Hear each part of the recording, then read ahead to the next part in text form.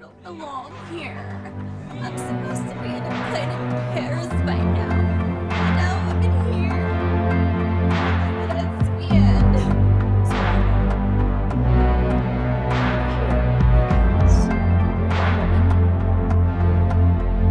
To Dubai for less than $40.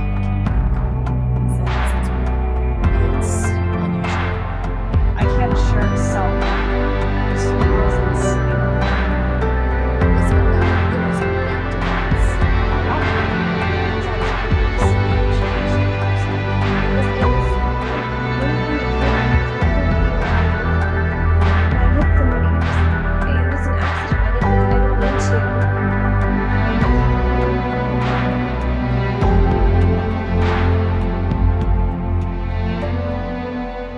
Better learn to love.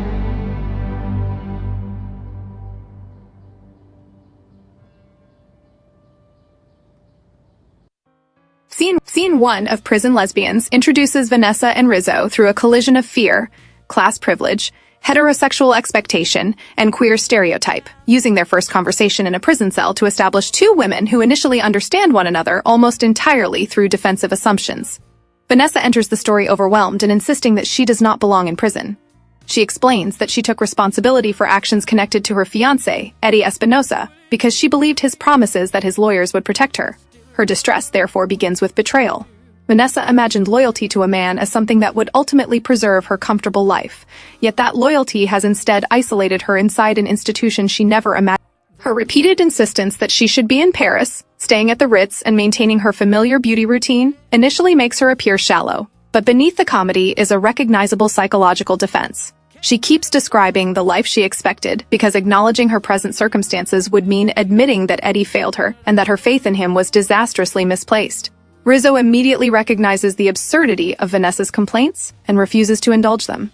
Where Vanessa sees herself as an exceptional person accidentally trapped among prisoners, Rizzo understands incarceration as an environment with its own rules, hierarchies, and dangers. Their different perspectives establish the central power imbalance of the scene. Vanessa possesses social privilege outside prison, while Rizzo possesses knowledge and status inside it.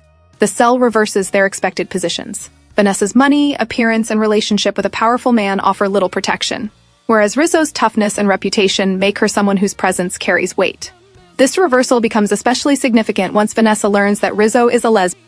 Her immediate discomfort exposes assumptions she has absorbed about queer women. Rather than seeing Rizzo first as an individual, Vanessa treats lesbian identity as another threatening feature of an already frightening environment. She repeatedly asks why she has been placed with a lesbian and quickly clarifies that she herself is not gay, as though proximity might compromise her identity.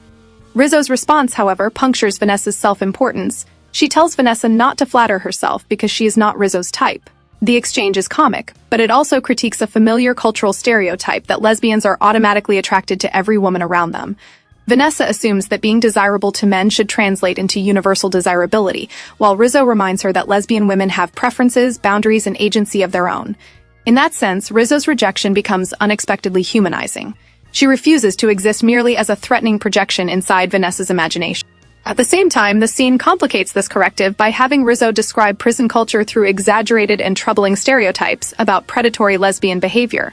A queer critical reading should not simply accept those claims as realistic. Prison narratives have long used lesbianism as shorthand for danger, coercion, or moral disorder, and such imagery can reinforce harmful ideas when separated from the institutional conditions producing vulnerability. The more revealing element is Vanessa's reaction. She becomes terrified of navigating general population and immediately asks Rizzo what she should do.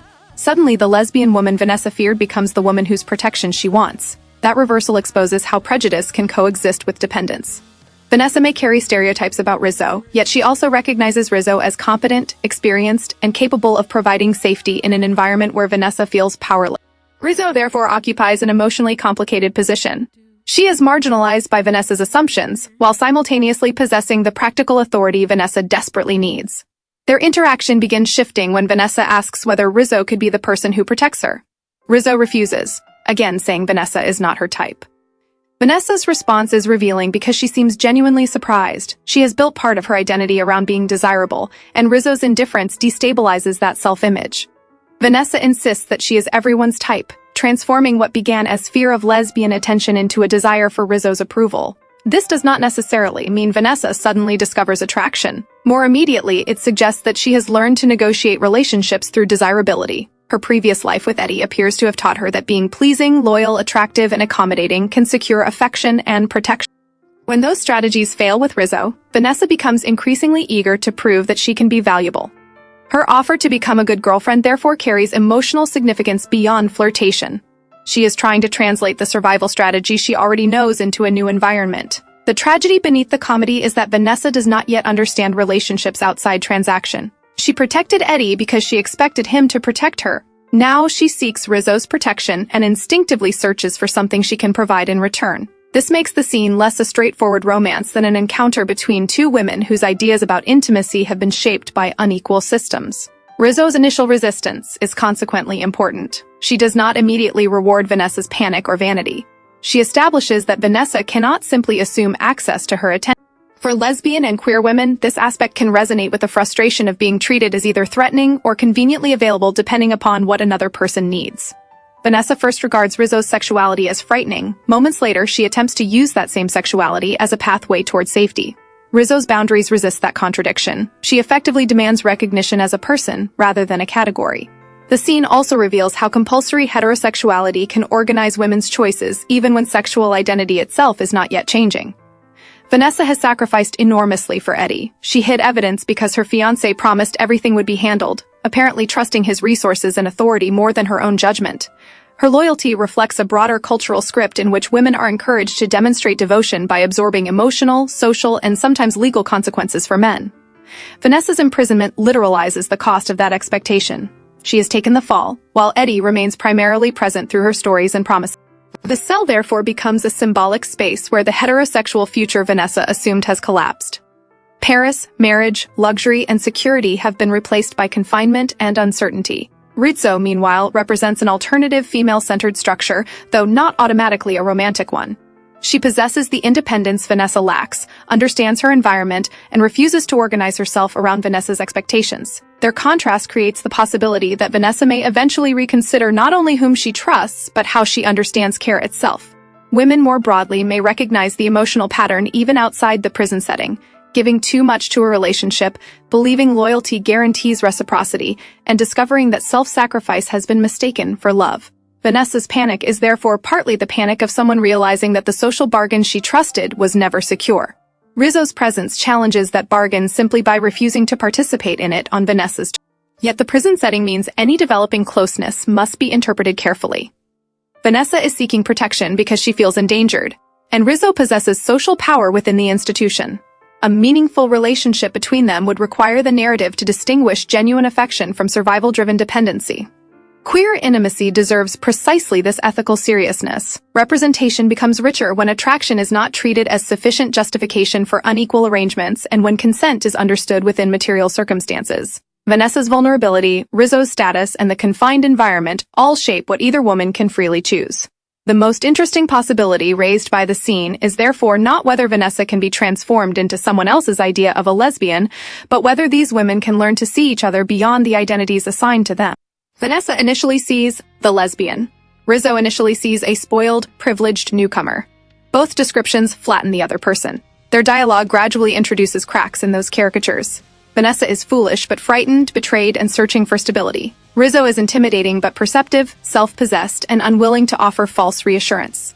Their antagonism contains the beginnings of recognition because each woman possesses something the other lacks. Vanessa needs practical knowledge and emotional grounding. Rizzo, depending on where the anthology takes their relationship, may encounter someone whose vulnerability challenges her practiced detachment.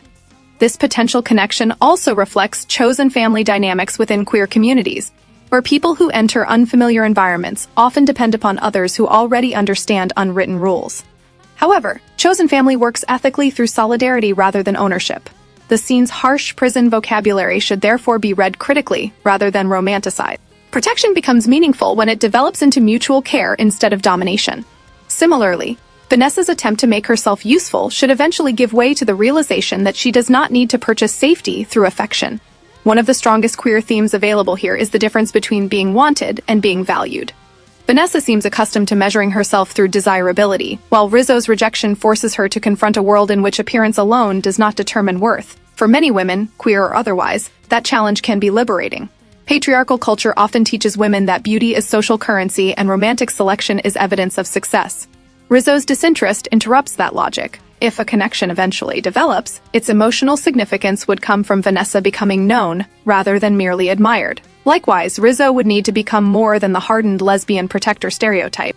The scene can then transform its deliberately exaggerated setup into a story about two women discovering forms of care that neither initially knows how to request. Ultimately, Scene 1 works best when understood as the beginning of an uneasy negotiation between fear and trust.